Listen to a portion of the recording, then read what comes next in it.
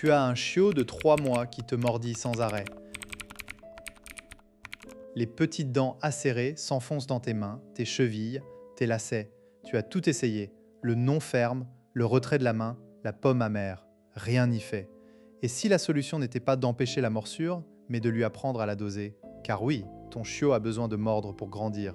Le problème, c'est qu'il ne connaît pas encore la puissance de sa mâchoire. Dans les élevages de chiens de traîneau, les chiots apprennent cette compétence cruciale entre eux, sans intervention humaine. Mais quand on adopte un chiot seul, c'est à nous de jouer ce rôle. Ce que tu vas découvrir ici va changer ta façon de voir les morsures de jeu. Et surtout, ça va te donner les outils concrets pour que ton chiot devienne un chien à la gueule douce en quelques semaines. Le faux paradigme le plus répandu, c'est de croire qu'il faut éliminer toute morsure. On te dit « un chien ne doit jamais mordre, même en jouant ». Résultat, tu freines un comportement normal et essentiel au développement de son contrôle inhibiteur. Les chiots qui n'ont pas eu l'occasion de mordre et de recevoir du retour deviennent souvent des adultes qui mordent fort par accident, parce qu'ils n'ont jamais appris à calibrer leur pression. En réalité, la morsure de jeu est un prérequis pour la morsure douce. C'est ce que le docteur Ian Dunbar appelle le bite inhibition, la capacité à moduler la force de sa mâchoire. Un chien qui n'a jamais joué à mordre ne saura pas, à l'âge adulte, doser sa pression quand il attrapera une friandise ou quand il sera stressé. Le vrai danger, ce n'est pas la morsure de jeu, c'est l'absence d'apprentissage. Alors, comment faire? La clé, c'est le retour immédiat et proportionné. Quand ton chiot mord trop fort, tu dois lui donner une information claire, de la même manière que le ferait un autre chien. Pas de punition, pas de cri, un simple signal qui dit « trop fort, arrête ». Ensuite, tu reprends le jeu pour qu'il apprenne que mordre doucement permet de continuer et que mordre fort met fin au jeu. Prends l'exemple de Sophie, une orthophoniste de 34 ans à Montpellier. Elle vient d'adopter un Golden Retriever nommé Simba. À 8 semaines, Simba mord tout ce qui bouge. Sophie a testé toutes les méthodes, le high strident, le pshido, l'ignorance. Rien ne marche. Elle se sent désemparée, elle a les mains couvertes de griffures et de morsures. Un jour, elle me contacte en désespoir de cause. Je lui propose un exercice simple, que j'appelle le jeu de la pression. Elle s'assoit par terre, une friandise molle dans une main, et elle tend l'autre main à Simba.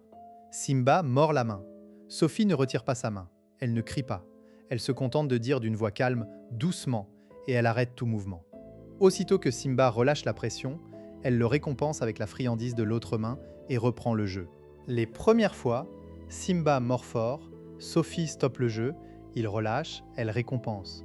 En 3 jours, la pression diminue nettement. Sophie a compris que ce n'est pas la morsure qu'il faut punir, mais la force excessive. Le mot « doucement » devient un signal associé au relâchement. Au bout d'une semaine, Simba mord à peine, il pose sa gueule sans serrer. Un soir, Sophie est distraite, elle bouge la main trop vite. Simba, excité, mord un peu fort. Sophie se fige en disant doucement, Simba relâche immédiatement. Le mécanisme est en place. Pour décoder toi-même le niveau de pression de ton chiot, observe ces signes. Les mordillements entament la peau sans serrer, c'est normal. Si tu vois des marques bleues ou si le chiot secoue la tête en mordant, c'est un signe de jeu trop intense. Un chiot qui mord fort en grognant et en raidissant le corps est probablement overstimulé. Dans ce cas, arrête le jeu, laisse-le se calmer. Les conséquences de ne rien faire sont graves. Un chien adulte de 30 kg qui n'a pas appris le contrôle inhibiteur peut blesser sérieusement en attrapant une friandise, en jouant ou en situation de stress. Les études montrent que les chiens mordeurs adultes sont souvent ceux qui n'ont pas eu de période de socialisation suffisante avec leurs congénères ou avec des humains qui leur ont appris le contrôle de la mâchoire. Mais il n'est jamais trop tard. Même un chiot de 6 mois peut apprendre, à condition d'être constant. Voici 3 techniques concrètes. Technique 1, le temps mort de 10 secondes. Quand ton chiot mord trop fort, dis trop fort d'une voix neutre, puis lève-toi et tourne-lui le dos pendant exactement 10 secondes. Compte dans ta tête. Pas un mot, pas un regard. Puis retourne-toi et propose à nouveau le jeu.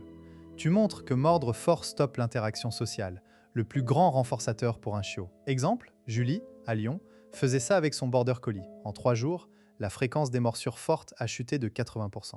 Technique 2, le contre-conditionnement à la main. Plusieurs fois par jour, frotte une friandise molle sur ta main, puis tends-la à ton chiot en disant « lèche ». S'il mord, retire ta main et ignore-le. S'il lèche, récompense-le avec une autre friandise. Tu associes la main à quelque chose de bon et de doux. Utilise une phrase comme langue douce. Technique 3, l'entraînement au prend et lâche. Avec un jouet en corde, joue à l'attraction. Quand ton chiot mord le jouet, dis prends. Au bout de quelques secondes, arrête de tirer et tiens le jouet immobile. Dès qu'il lâche, dis lâche et récompense. Reprends le jeu. Tu apprends la modulation de la pression et le relâchement commandé. Tu te dis peut-être, et si mon chiot est trop excité? C'est justement là que ces techniques sont les plus utiles. Un chiot excité n'écoute plus, il faut donc diminuer l'excitation avant d'apprendre. Fais une pause de jeu, emmène-le faire pipi, donne-lui un Kong congelé. Reviens au calme. Ces techniques fonctionnent chez 9 chiots sur 10 avec de la constance. Ne t'attends pas à des résultats en un jour, mais en 1 à 2 semaines, tu verras une nette différence. Alors, quelle est la leçon?